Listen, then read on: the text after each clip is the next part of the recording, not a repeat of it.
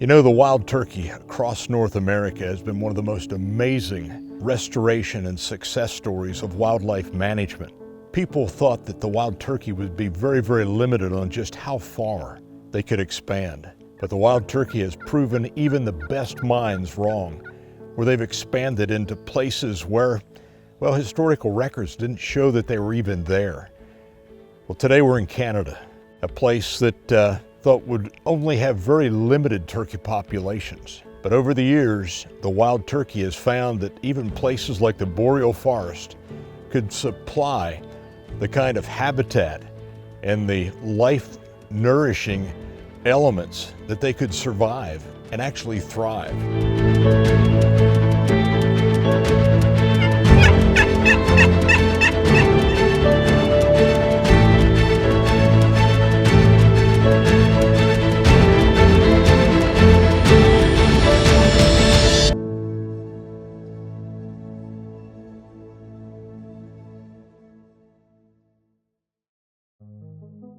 Back in the early 90s, the National Wild Turkey Federation was invited to have a wild turkey symposium in Ontario, and we brought representatives from 7 different states, biologists, wild turkey biologists, that brought along their expertise, their knowledge on what it would take to have wild turkeys, to talk about trap and transfer, to talk about habitat, how to manage that habitat, how to manage having a season.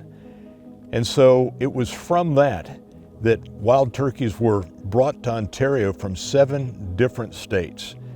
Certainly, I was privileged in the early days, back in 1999, as a non-resident, to come to Ontario and take 2 birds there, and a bird in New Brunswick in 2024. So I thought, okay, I'm gonna try to complete the other provinces in hunting there. But one of the keys was in the province of Alberta, with their very limited season and for residents only, how would that happen? Well, I just happened to notice online at the Western Hunting and Conservation Expo, the province of Alberta had a tag that would be open to anybody, whether it was a resident of Alberta or a resident of the United States, that they could bid on this tag. Well, I was very fortunate to be able to get that tag and to become really the first non-resident alien to be able to come to hunt in the province of Alberta. It's a unique area in the sense that we have cold spells and snow, and then we have warm spells with warm Pacific winds, which in the region they're called Chinook winds, which is an indigenous term for snow eater. Turkeys were first established in Alberta in 1962. And they were brought in, I think a group of roughly 13 birds were brought in, I think from Nebraska originally. And they were brought into the southeastern part of the province. And then over the next 10 to 20 years, there were some relocations of birds from that area into other pockets and into the area we're in right now. To be here in Alberta, the very first minister's tag that's going to a non-resident alien, I feel that this is a historic morning as well as a beautiful morning. The landscape here on the edge of the Canadian Rockies, and just the fact that turkey restoration is ongoing here, it's very special to be here in this great land.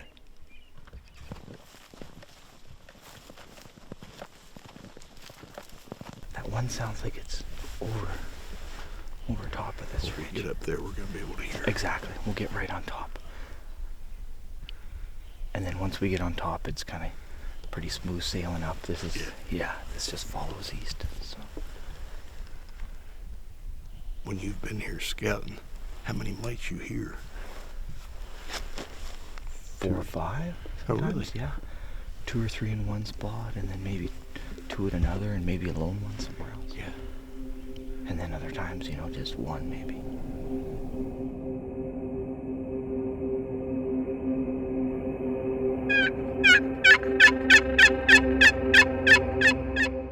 So the first day of the hunt here in Alberta, we went up a ridge where I knew that there was birds that would be roosted, and called in a couple of jakes and several hens. They came right in tight, but no longbeard with them. And it took us 3 days because we had to deal with snow. And we had lots of encounters, but it really took us to the afternoon of day 3 to finally bring it to fruition. We are in Fat City. We hear them gobbling already, which is pretty typical for Miriam's long before daylight. That's the first. This is the third morning, and this is the first time we've heard turkey gobbling on the roost. It's going to be a great morning. We've got some good intel on these birds. We're going to loop around just in above them, come in a cut line along a fence, set up, and we're going to kill a monster Alberta gobbler.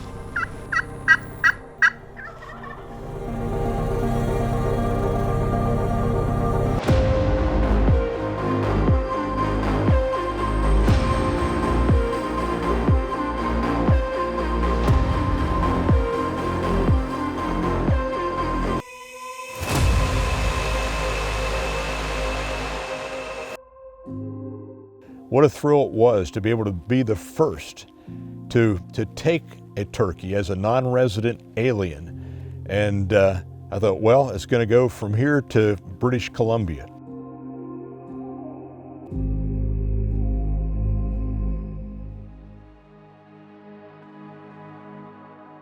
So we ask landowners if they would like to have turkeys brought to their place.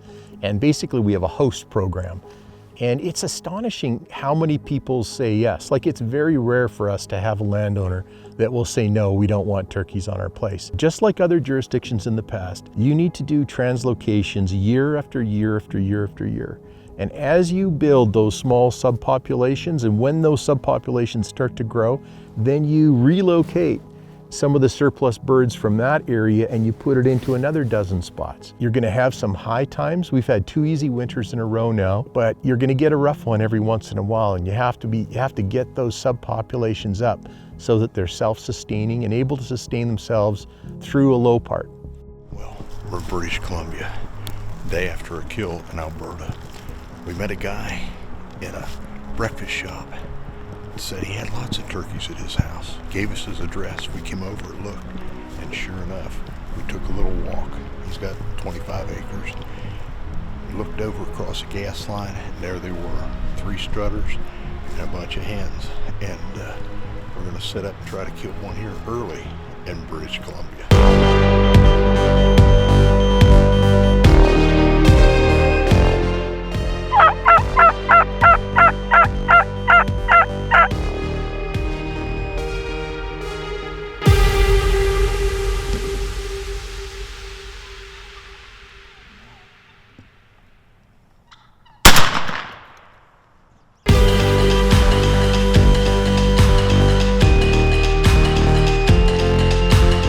You know, I feel that this turkey here, I was partly responsible for. Back in those years where we were doing a lot of trapping and transferring, and we put turkeys right up along the Washington state border, and they have just exploded over into Canada. We've got one more province to go. In Quebec in the middle of May, we'll finish it up.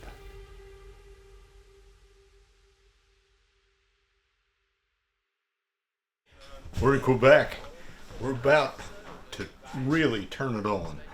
We've seen so many turkeys driving into this place. It's been unbelievable. Steve, thanks for having us here. Thanks. It's my pleasure. This is my final leg for a Canadian Wild Turkey Super Slam.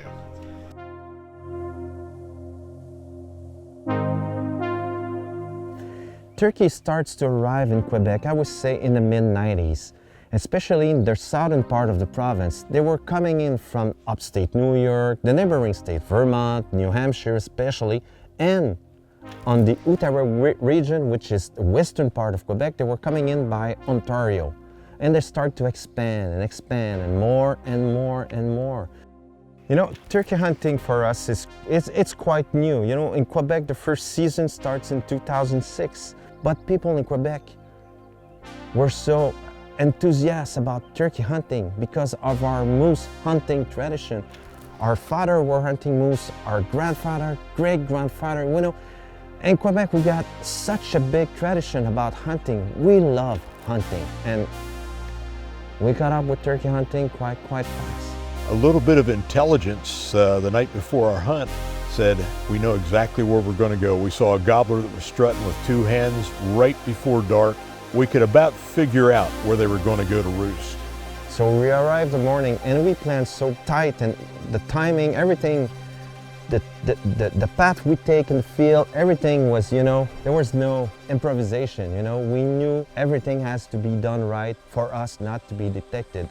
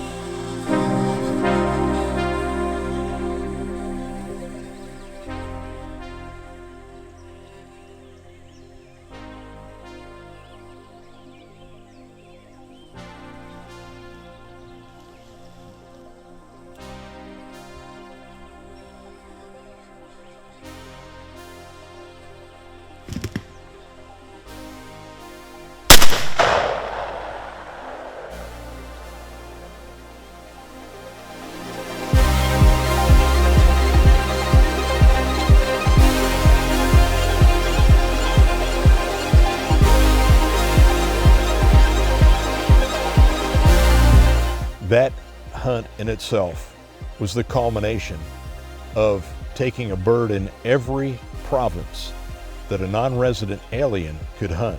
But this is a story that I think is expressing the opportunities of a new frontier. I think the role of hunting in conservation, in both generating revenue and lobbying to keep and protect hunting heritage is important, but growing in Alberta as well. And I would just say this, that the interest in turkeys is very high. We often get somewhere between 10 and 20,000 hunters wishing for the opportunity to take a turkey in Alberta. And so that's a real motivator to try and understand what's going on with our population more clearly. I think as we look to the future, we can be helpful as hunters, helpful as volunteers, helpful people that want to do good things for conservation. So with that, I say thanks. Thanks to the many, many people that have brought back the wild turkey from the brink of extinction to extend it far beyond their ancestral range.